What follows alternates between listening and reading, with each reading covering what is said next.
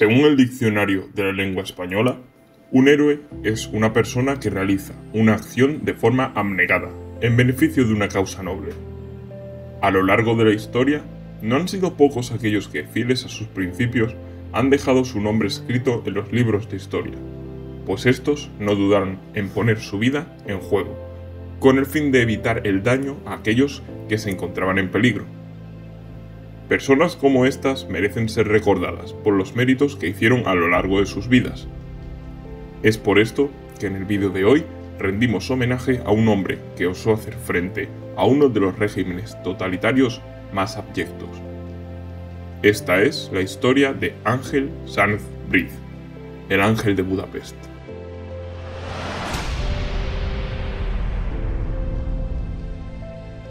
El protagonista del vídeo de hoy nació en Zaragoza el 28 de septiembre de 1910.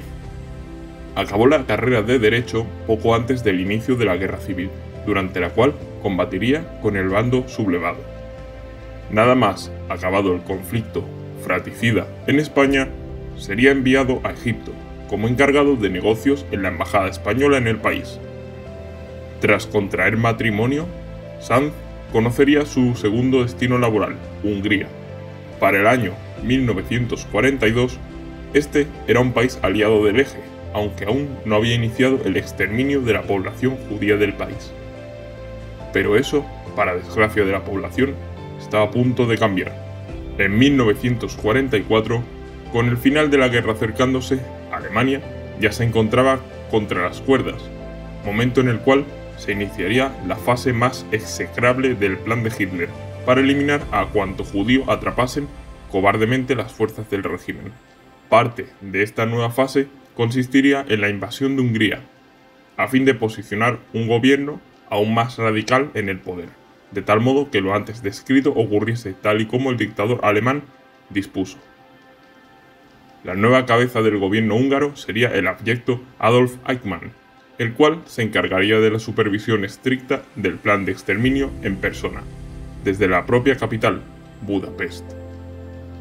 Estos planes no tardarían en llegar a oídos de la embajada española, desde la cual llegarían a Madrid numerosas peticiones para salvar a todas las víctimas que fuese posible. Fue este el momento en el que nuestro protagonista, indignado, concebió su plan para socorrer a cuantos judíos fuese posible. El modus operandi basaba su funcionamiento en una ley que ya no aplicaba, promulgada en tiempos de Primo de Rivera, por la cual los judíos sefardíes, es decir, aquellos con raíces españolas, podrían acceder a un pasaporte español, el cual les serviría para escapar de Hungría. Pero este plan no tendría un alcance suficiente, ya que así podría salvar tan solo a 200 personas, por lo que decidió subir un peldaño más, ampliando la cifra a las familias de estos. También, entre otros muchos que introdujo en la trama. Otras acciones comunes serían alojar a las familias judías en edificios que el propio Sanz Briz alquilaba y ponía bajo protección española, así como en hospitales, que se pondría bajo protección de la Cruz Roja Internacional. El fin de las heroicas acciones de nuestro héroe llegaría días antes de la caída de la capital en manos del ejército soviético, momento en el que, desde el gobierno de Madrid, se hizo a Sanz Briz desplazarse a Suiza. Esto ocurriría en noviembre del año 1944. En este momento, las autoridades del país aprovecharían para cometer los depravados y cobardes actos que llevaban tanto tiempo esperando, pues los ciudadanos, que en ese momento se encontraban resguardados por la diplomacia española, perdieron su inmunidad. Para aquel entonces, la ciudad se encontraba cerca de sucumbir al feroz ataque de las tropas soviéticas. En ausencia de Sanz Briz, los abominables efectivos húngaros finalmente alcanzaban el momento que tanto tiempo llevaban esperando, pues finalmente los judíos ya no se encontraban bajo protección de la diplomacia española, pasaban a ser presa fácil.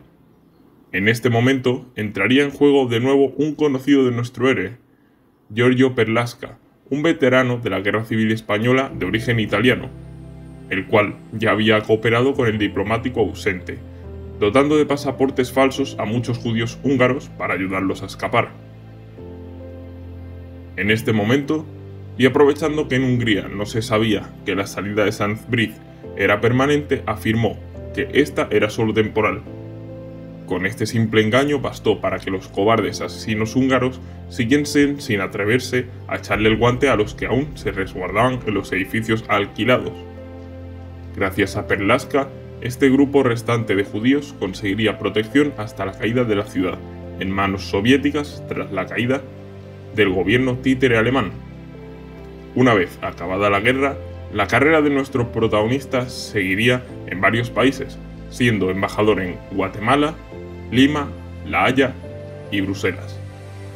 Pero si hubo un episodio que marcaría su vida tras concluir su gran hazaña, este sería su periodo como embajador en Pekín entre 1973 y 1976, pues se convertiría así en el primer embajador de origen español dentro del territorio chino. Este periodo acabaría con el que fue su último destino, la Santa Sede, un lugar que el propio embajador encontraría de su agrado, dadas sus fuertes convicciones católicas. La vida de este gran héroe de la historia de España concluiría en el año 1980, aún estando en Roma. Su cuerpo sería enterrado en su Zaragoza natal, dentro del panteón familiar, del que se lo trasladaría a principios del 2022, para desplazarlo a un memorial digno de tan ilustre personaje.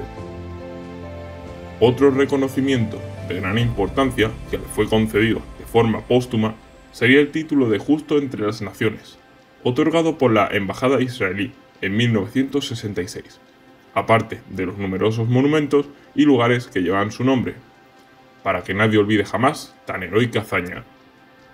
Historias como la de hoy demuestran que en los peores escenarios en los que la barbarie avanza implacable, existen individuos que con sus acciones desinteresadas encarnan lo mejor que la humanidad tiene por ofrecer.